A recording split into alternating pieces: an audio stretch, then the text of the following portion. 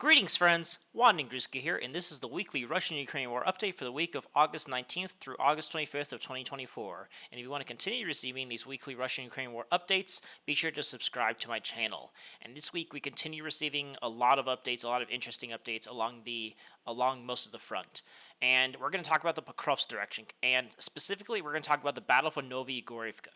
Now this is very interesting, and right now the map I'm using, Sirak, has not updated the true situation that's happening in Novogrodovka. But even with this small update here, before when I talked to you last week, the Russians weren't even in Novogrodovka. They were, in Zhuravka, Orlovka. They just took Mykolaievka here, but they weren't in nowhere near Novogrodovka. But now the Russians have broken in, and half of Novogrodovka is now under Russian control, and this is a big deal.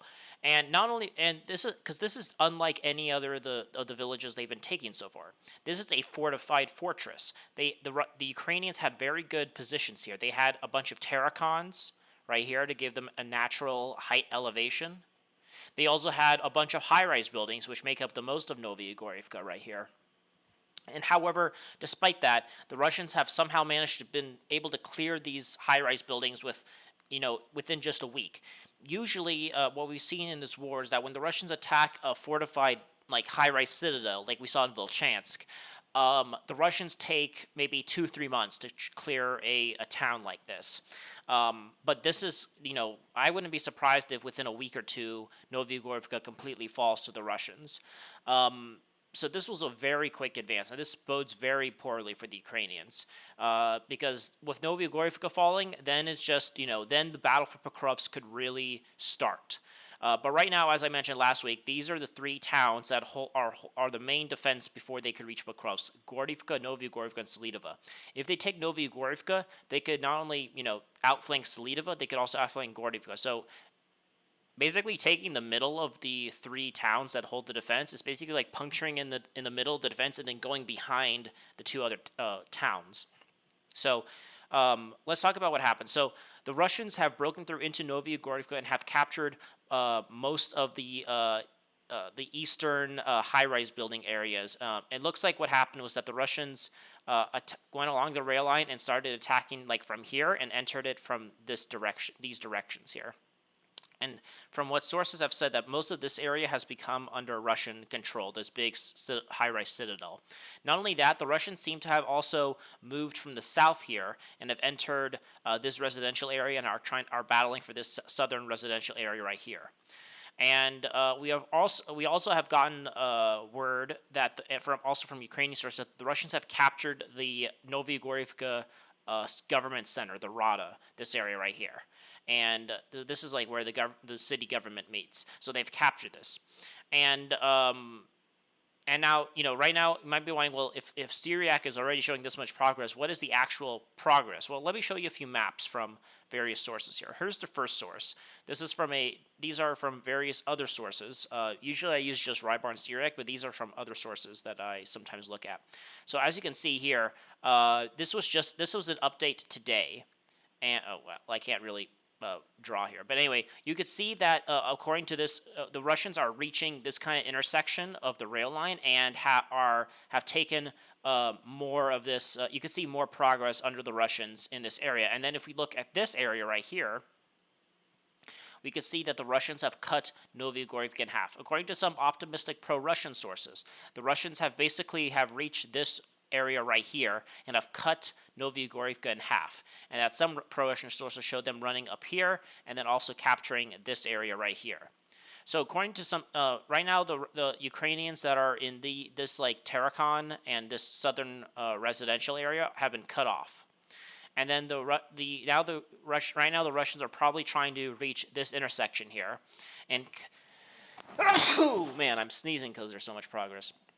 Anyway, the Russians are advancing along this rail line and are trying to reach this area and then probably cut off the very northern tip of Novogrodovka, this area right here with these two terracons, so that the very northern tips of Novogrodovka right here, and are trying to split that from the center of Novogrodovka, these areas right here, which have some more high-rise buildings.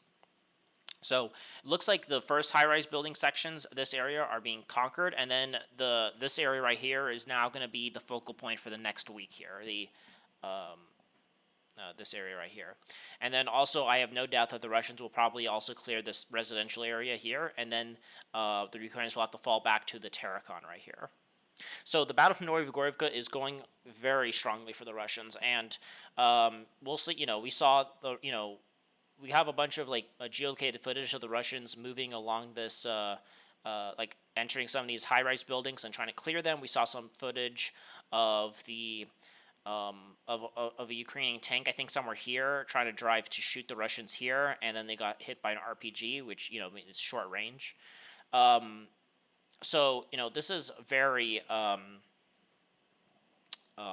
very much big progress for the Russians. I can't stress how much of a big deal it is for the Russians to be able to make this much progress in Novogrodovka. And as I said, how fast they move through Novogrodovka and Gorivka will determine how fast they could go through Pokrovsk. And judging by the progress here, Pokrovsk is just could fall very soon. Along with this, the Russians are moving in the north here. Let's talk about the northern sector of the Pokrovsk section. We basically got some map changes that showed that the entire southeastern part of Gorivka has been taken, and now the battles are going on for the center of Gorivka. Most of Gorivka is a bunch of one-story buildings here. However, in the center, you can see that the schools and the Rada and the hospital are two-story buildings, which could hold a bit more defense here. So the entire eastern, they captured about this much more of Gorivka, have reached where the Ukrainians probably will try to hold them off, and the battles are going on for these areas right now. Because if the Russians manage to storm, the hospital or the school or the schools, then they'll have the strong positions, and the Ukrainians will have to fall back behind the Zoraka River. And we also have some confirmation the Russians have cleared the southern parts of or the southern fields here. So the Russians will probably try to enter the southern part of Gorivka. And so right now it just depends on how long the Ukrainians could hold on to the kind of multi-story building, the few tall buildings in the center, but there's only a few of them, and the Russians will probably storm them very easily. So the Zoraka River kind of goes something like this. So there's still some parts of Gorivka that are behind it, but most of Gorivka, if the Ukrainians can't hold the center, will fall, and the Russians will probably then clear these northern fields, and then the front line will go along the Kerensky-Turetsk River and then along the river here. And but obviously the river won't stop the Russians here. And from here we also have most mappers have said that the village of Kurty Yar has been taken by the Russians. This is what these defenses helped prevented the Russians from splitting Gorivka from Novogrodovka, but the Russians are now slowly getting in there. A lot of sources are saying the Russians are trying to storm this first Terrakon right here, but so far they have not taken it. But they have taken the small little town village that's next to it. But if the Russians could storm this, then they could then start clearing the last northern outskirts of Novogrodovka here. We also have some pro-Russian sources that said that the entire village of Krasny Yar have also been taken. So this entire area has been cleared by the Russians, according to some pro-Russian sources. But most neutral sources says this village is still being contested. But looks like what the Russians are trying to do is take Krasny Yar and take the Terrakon, and then this will give them a good position to storm Mikhailovka. However, if you look at Mikhailovka here, there's a bunch of defenses here. You can see a first trench system right here if you zoom in. This trench system. If we even go forward a little bit more, we see another trench system right here. And so there's a lot of the Ukrainians have built a lot of trench systems that are in front of Minograd and Pokrovsk, and holding on to Mikhailovka they'll probably put a lot more resistance here, because once Mikhailovka falls, then there's then the battle for Minograd and Pokrovsk could begin, and taking Mikhailovka could also allow them to take the rest of Gorivka on the other side of the Zorovka River here and everything like that. So a lot of progress in the northern sector as well. In this, however, where a lot of the progress has also been happening is in the southern sector here, and this is where it's most interesting for the Pokrovsk direction, because a lot of people think that they're going to move towards Pokrovsk, and obviously that's what they're doing. But there's a secondary thing that a lot of people have been overlooking: is that if the Russians continue pushing and manage to take Selidova, right? This is another town that they had to take in order to start going towards Pokrovsk. They could start, moving, this way and along, move here, and then the Ukrainian forces that have been trying to hold the Russians back in this area will be encircled, and then they'll have to fall back. And if the Russians are left unmolested in the southern part of Pokrovsk here, in these fields right here, they could cut off Ukrainian defenses in Karakova and Ugledar. And, suddenly all the, supply nodes that have been supplying Ugledar will be cut off, and the Russians could very easily, with Pokrovsk, move along the south here, and then flatten the front line. Have the front line flattened, right here, and then kind of move this. You could see how with Pokrovsk, they could flatten the front line, something like this maybe, and then this entire area could be pulled upwards. They could take Karakova, and the Russian front line would move upwards, and then it would be a flat front line that the Russians could still defend. But this is very dangerous for the Ukrainians in the South Donetsk direction. This would completely collapse the South Donetsk direction, and then suddenly we're going to be talking about the Dnieper direction, or the Pavlograd direction, because suddenly it's no longer about the South Donetsk. The Russians will be right on the border between the Donetsk and Dnieper oblasts. So that's one direction but the Russians have to take Selidova first in order to actually unlock that force here. But the advance along the rail lines have collapsed a lot of the Vochachka River. So the Ukrainians were hoping to hold the front line along the Vochka River once they reached Porez. However, now that they got behind them, they basically lost all those positions. So the Vochka River Ukrainian defenses have collapsed. We talked about this last week, but the Russians have also but the map has finally been updated. The Russians have completely cleared everything to the east of the Vochka River, so Mezhoja and Shushka has been completely taken by the Russians. We also have the map wasn't updated, but we got geolocated footage last week in Sunday that the Russians were raising their flags here, and this has shown Novozelania and Zaitova have been taken, but the Russians have not stopped. The Russians have continued pushing south and north, south along the Vochka River. They have taken fully the village of Komushki here and the village of Pichka, which was the main kind of battle that was been going on for this area for this week. Because after Zaitova fell and this area fell, Komushka was just a matter of time to fall. And then the Ukrainians fell back to Pichka. They tried to hold on for a few days, but they also got overrun. And so Pichka has fallen. They raised their flag here, and now the battle is going on for Kalinova. We saw sources showing the Russians have reached are taking the fields to the east of it. We also have some pro-Russian sources saying the Russians have reached this tree line right here. So this area right here. So we could see that the Russians are slowly but surely encircling Kalinova, and I have no doubt that the Ukrainians will have to fall back from Kalinova towards Murmak and Karlovka. So what the Russians are, and also we have we saw geolocated footage of the Russians getting droned in this gas station right here, and a lot of sources are saying the Russians are trying to storm this first Selidova Terracon right here.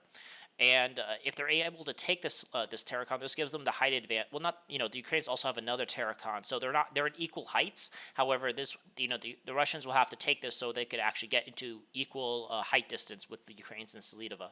So from the looks of it, the Russians are trying to flatten the front line and reach the M30 highway here. They're going to take Kalinova, take this Terracon, take Markanovka here, and then take Mykolaievka, which is like the gateways to Selidova, Murmak, and Karlovka.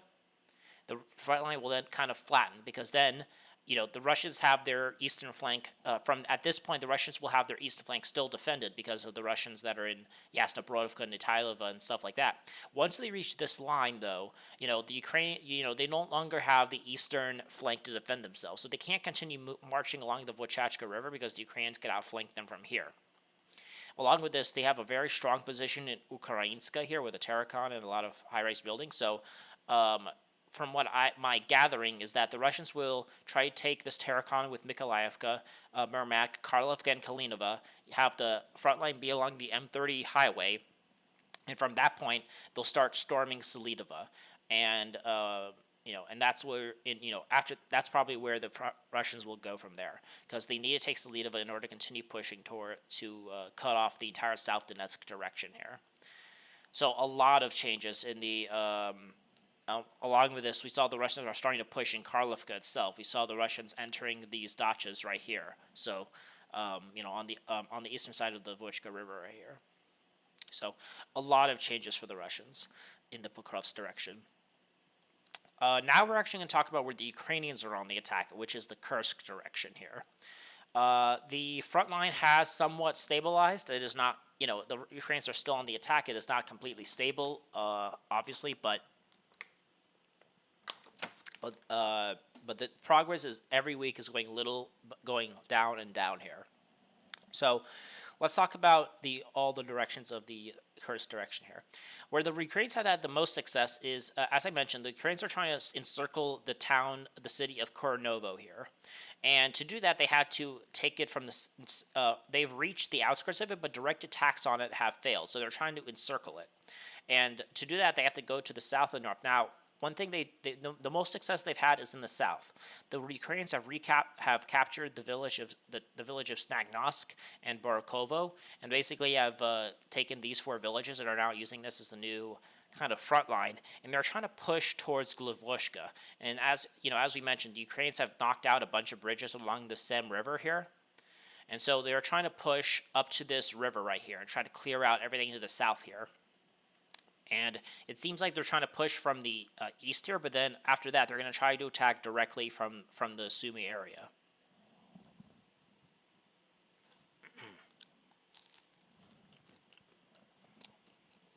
Am I not eating a tostito? I'm hungry as hell. Anyway. Now the battles are right now the battles are going on for Kharmakovko and Krasnoborovska here. And the reason why they're trying to hold here is because, they're trying to capture this, because then they could finally reach the river here.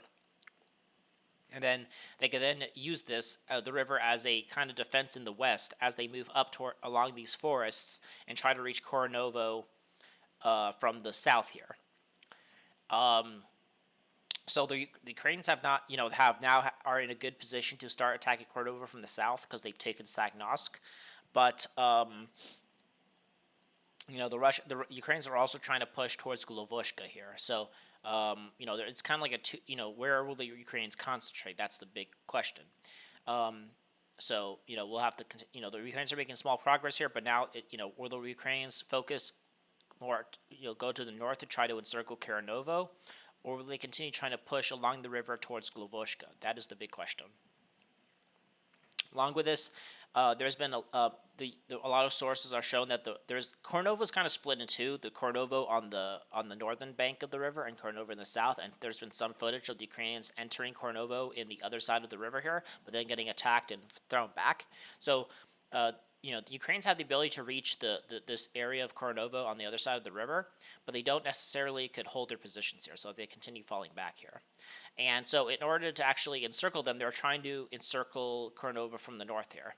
And the biggest, a lot of sabotage and reconnaissance groups are shown trying to reach Alexandrovka here. There's been a lot of footage of the Ukrainians trying to take this town, because then if they could do that, they could use this rail line and take these 3 villages and try to cut off Kornovo from the north here.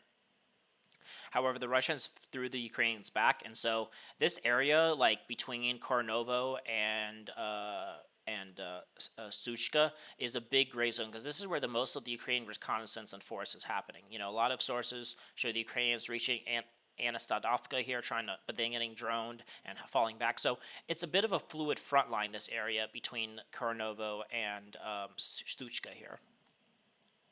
So it all depends on. It's hard to pinpoint exactly, it's not a solid front line. It's a bit wiggly.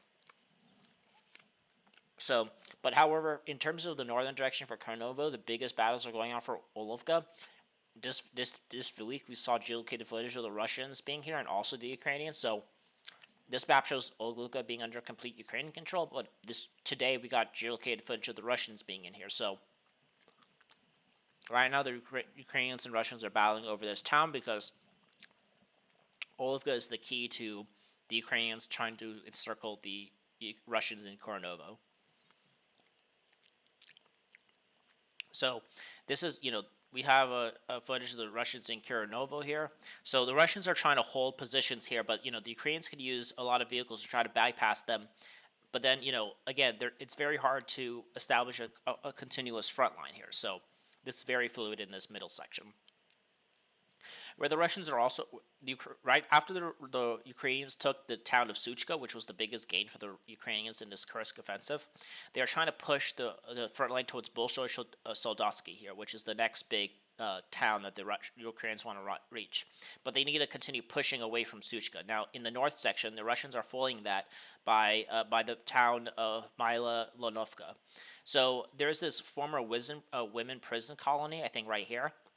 And the Russians are holding onto this for dear life. They're basically, the Ukrainians are making attack after attack here, and they are trying to basically take Malinonovka and these areas so that they could continue moving along the rail line here, and try to, probably what they're going to try to do is flatten the front line along Olivka and this area right here. So they're trying to push the Ukraine. They're trying to make a new front line that isn't Lubovka and Novogrodovka here. So we have a lot of big the Ukrainians are trying to basically make a new front line farther and farther away, but the Russians are holding them back here. We also have some a lot of Russian sources say they've taken back the village of Dachashkov here. So the Russians looks like the Russians are holding off. A lot of the biggest Russian forces are in Bolshoi Solovska, and they're holding off in this area. So that means the Ukrainians are pushing away from the rail line and have taken are trying to hold on to these villages and reach this area right here. So, but again, this front line's fluid, so we just know the Russians are in Malakanovka and the Ukrainians are attacking from here, so everything to the south here is under Ukrainian control. And we saw that the Russians have taken this town back, so the Ukrainians are somewhere here as well. So that's how the front line looks like. Let's now talk about the southern direction of the Kursk area. After the taking of Suchka, they've been trying to push away from the town, and they've have taken most of the eastern areas of Suchka, Mirna, Batanovka, and Agranov here, and they've taken the Suchka airport. Along with this, the Ukrainians are trying to battle as much as they can from Martinovka here. This will give them a springboard to push towards towards Bolshoi Soldovska here. The Ukrainians are trying, once they take Martinovka, they can then use the towns that they cleared in this area to kind of make a new line of defense here as they push towards Bolshoi Soldovska here. But some sources are saying that the Russians are still in Martinovka and still battling for the Ukrainians there, so we'll see if the Ukrainians could finally clear that. The Ukrainians are also trying to push from Mykolaievka and Argonom. They have entered Ruska Kamenovka here, and most sources say that this village is mostly under Ukrainian control, but it's also being contested, like Martinovka. So the battle for Martinovka and Ruska Konopka is basically the Ukrainians trying to push the Russia, take these towns, and then continue pushing the Russians away from Suchka and towards Bolshoi Soldovska here. In the south area, the Ukrainians having less luck. We talked about how the Ukrainians tried to reach the town of Giri, but they were ambushed, and they were trying to outflank the Russians in this area, and the Russians are now pushing back. So they have retaken the village of Spelonova and Borki. So these two villages were retaken by the Russians, and now the Ukraine. I wouldn't be surprised if the Russians try to take Platovka back and have the front line be back along this Pesheshka River here. So, the Ukrainians are still on the offensive. They still have the initiative in Kursk, but again, as you can see, the gains are a lot smaller than last week, and they were a lot smaller than the first week of this offensive. So, a lot of changes in the Kursk direction, or still in terms of this war, but again, it's a slowdown from previous weeks. Let's now talk about another area where the Russians have the initiative, though, and that is Toretsk. So, last week we talked about the fall of New York, and this week most mappers have shown that New York has been captured by the Russians. Pro-Ukrainian sources, I should say, though. Sorry, I'm hungry. I haven't eaten breakfast yet, so I'm kind of hungry as hell. Um, Pro-Ukrainian sources, however, say that while most of New York is under Russian control, um, the Ukrainians are holding off in this factory right here, and they are trying to clear, and the Russians are having a hard time clearing this factory because a lot of Ukrainians still there. Um, so this might explain why we haven't actually had any like Russians raising flags here yet, because there's probably a lot more clearing to do. But we could say that most of the like official Ukrainian defense of New York has fallen, and now it's just clearing the pockets here. However, we have some sources showing that the Russians have started the battles for Novogrodovka, the village here. Sources say the Russians have entered the southern part here, or the southeastern part, and then the southern part right here of Novogrodovka. So this village is now being fought over, and once New York is cleared, they'll probably also clear Novogrodovka, and then move along the rail line or move along the river, and then start trying to outflank the Turret. Start battling for these two villages of Sherlowanovka and Petrovka to start encircling Touretsk. But it seems like that might not be the case, because the Russians have opted for a frontal attack on Touretsk, which, this is the biggest city they've stormed in a while, and this will be the biggest city they've taken since Bakhmut, and this is and I thought the Russians will have to encircle it because of how strong it is, but the Russians have opted for a frontal attack, and it seems like this has paid dividends. Let's talk about it. So first, the Russians have completely captured, from most sources, that this high-rise building district right here for the Ukrainians. So this entire area has been taken by the Russians. This is a huge deal. I thought the Russians would have, this would be a thorn on Russian side from preventing them from reaching here, but that does not seem the case. The Russians have basically fully captured this high-rise building areas, including pro-Ukrainian sources says this is true as well. We also have some geolocated footage of the Russians getting droned in this area. So this is a big deal. The fact that this high-rise building district, just like in Novogrodovka, fell so quickly is a bad omen for the Ukrainians. So now they basically have open space to move until they reach the center of Touretsk, which is where the Ukrainians could maybe hold off the Russians again with, this is another high-rise district, and these terracons. And this kind of factory district right here. But this is the last, if the Russians reach here and they manage to clear this as fast as they cleared this area, well then there's a few terracons, but Touretsk would fall relatively quickly. I could see this getting captured by the end of fall or something, maybe by like October maybe, depending on how fast the Russians continue here. But there's a lot of, the Russians have made a lot of progress here. We also have some sources coming this week showing that the Russians are now battling for this prison right here, and that the Russians have basically captured these fields to the west of the terracon that they captured last week. So these fields have come under Russian control, and now they're battling for this prison and this terracon right here. So if the Russians will probably are clearing this high-rise building, are taking this prison and this terracon, and this will be the new front line for the Russians as they push, from this area. The Russians will probably push along here and try to cut off this southern residential area, and then the Russians will also probably try to move along these residential areas. I'm betting the Russians will probably also try to, just move along these residential areas, try to reach this street right here, and try to encircle these high-rise building areas right here. But who knows? Maybe they just do a frontal attack because Ukrainian defenses are so weak here. We also saw in the south here that the Russians they were getting droned in this school right here. So the Russians have entered the southern residential area of Touretsk. And I have no doubt that the Russians will probably continue expanding their, probably try to take this terracon and try to expand their zone of control in this southern residential area. So right now the Russians are trying to clear this prison and this terracon, and the Russians are trying to clear, this southern residential areas. And I'm pretty certain they're going to try to link up here and then, clear this entire forest area, and then, kind of have the front line go something like this as they move towards these terracons, which give the Ukrainians the high ground advantage. But again, the Russians are breaking into Touretsk, so a lot of big gains happening here. We also see in the village of Penichnia that most of this village has come under Russian control. I probably have no doubts that the village of Druzhba has been taken, but no sources have confirmed that just yet. I love water. Anyway, so we got some located footage of the Russians being here. So the village of Penichnia has fully fallen to the Russians. We also have some geolocated footage that the Russians have taken the center of Druzhba. So these schools were taken by the Russians, and now I have no doubt that the Russians will probably finish clearing Druzhba and continue moving along the highway here towards Dacha and all that.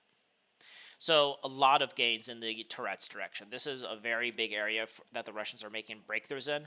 Um, there's depending on how I don't know the Russian plans here. I thought originally the Russians would move towards Dacha and Dolinovka, and once they clear New York, these two villages try to encircle Touretsk. But it seems like they only do encirclements if they have to. If they could storm it directly, because there's less Ukrainians, they do that.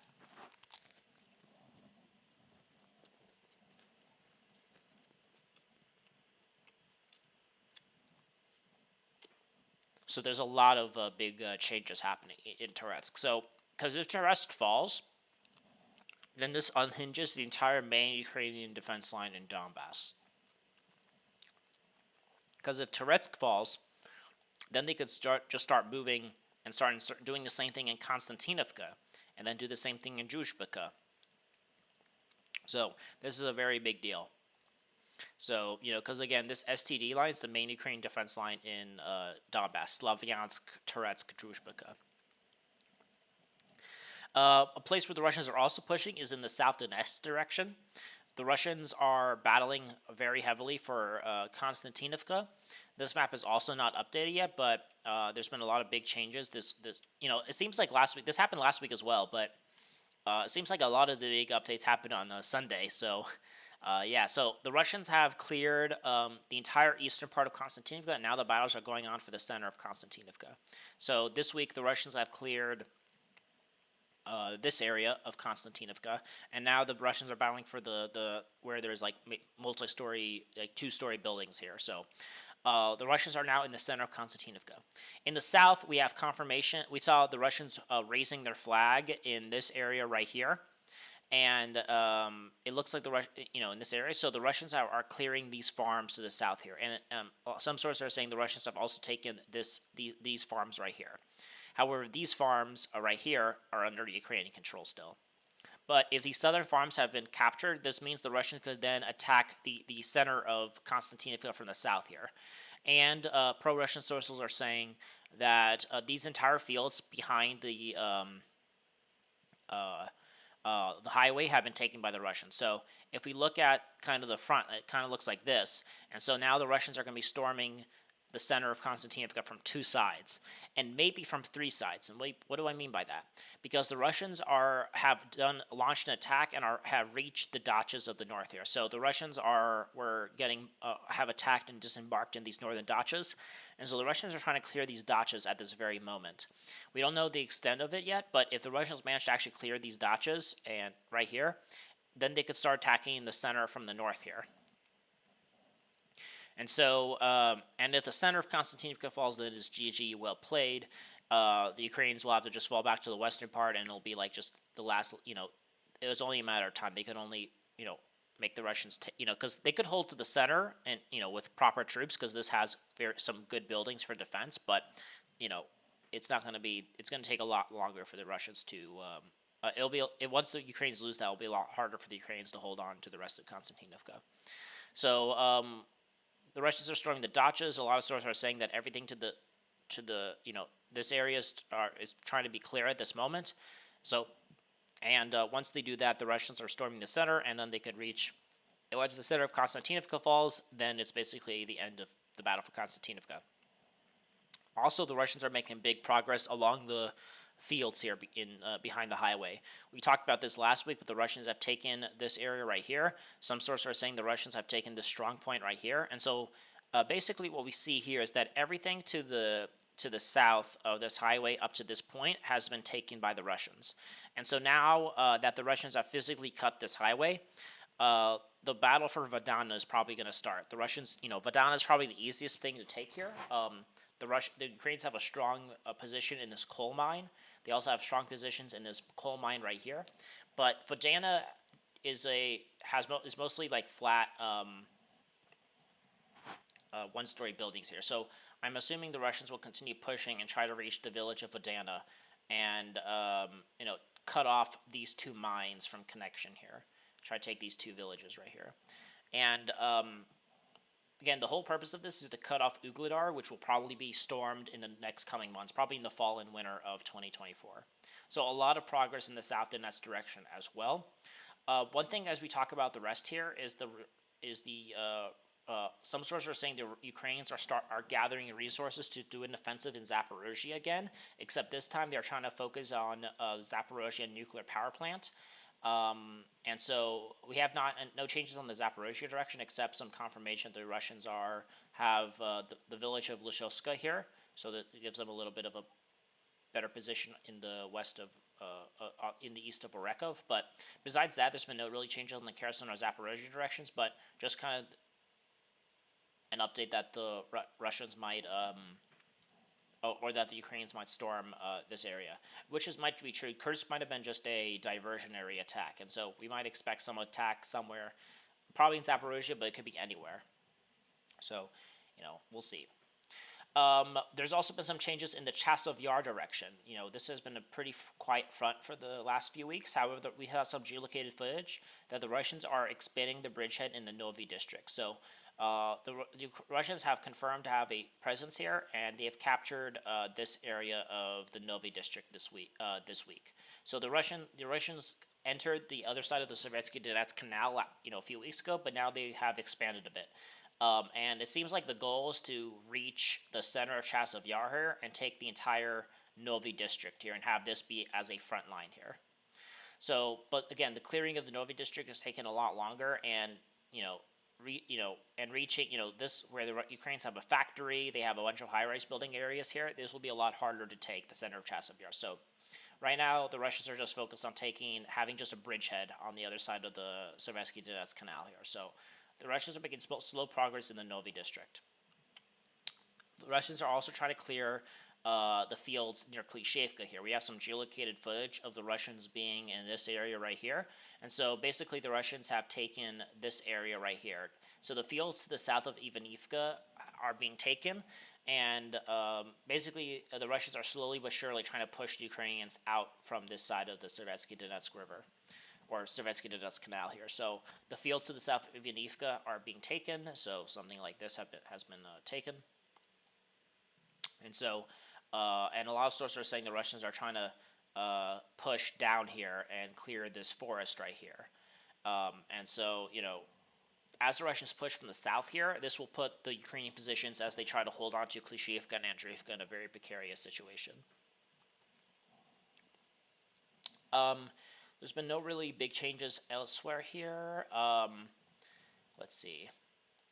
In the Seversk direction, the Russian Ministry of Defense said they have taken the Vimka rail line, which I believe is somewhere like right here. And so the Russians are getting very close to the village of Vimka, and the Russians will probably storm the village of Vimka, within the next 2 weeks or so, and try to flatten the front, have the front line be flattened along the Spornia, Ivano-Dyrivka, and Vimka front.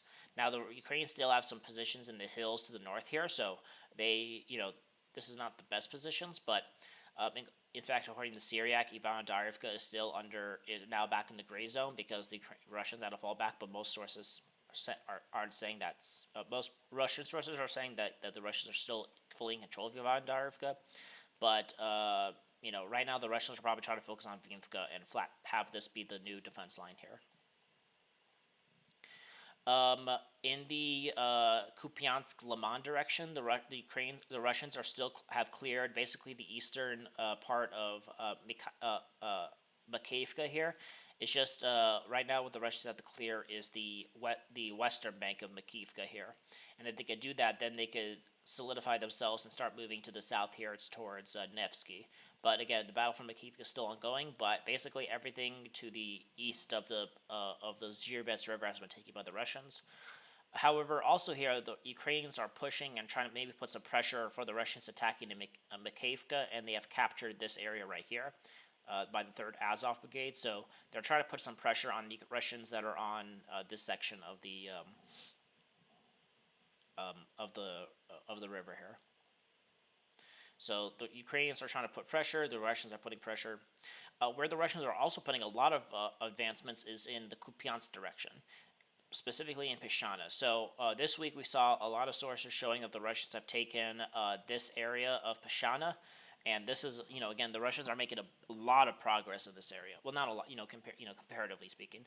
The Russians will probably also try to focus in the south here, probably try to clear this area right here, and these fields to the south of Peshana. And then once they clear these southern fields, they'll probably then try to do a direct attack towards Krasnoyarsk and Klishnovka and reach the Oskol River, because that is the main goal. The main goal is to reach the Oskol River and then split the Kupiansk and Liman directions in half, and then just kind of go to the south here, then start moving southwards and start kind of collapsing these entire front lines and everything like that. So a lot of slow gains. They're trying to basically make the Peshana area more secure, so that when they reach the Oskol River, they can't be cut off. There's been no changes in the Kharkov direction. The Ukrainians made another attack to try to take Luboka, but it was repelled. So the Russians basically have secured themselves in Luboka, but I don't think they're going to continue attacking towards Lipsy. And the battle for Franchance basically came to a standstill. So that's the end of this video. Hope you guys enjoyed. A lot of Russians have made a lot of gains in Pokrovsk and Toretsk. They're pushing in Chasiv Yar, Kupiansk, and South Donetsk. The Ukrainians are pushing in Kursk, and they might open up another front in Zaporozhye. So a lot of changes everywhere. So I hope you enjoyed this video. Be sure to subscribe to my channel if you want to continue receiving these weekly Russian-Ukrainian war updates. Be sure to like this video, share this video around, comment your thoughts, and I hope you guys have a wonderful day. So aim high and wander on.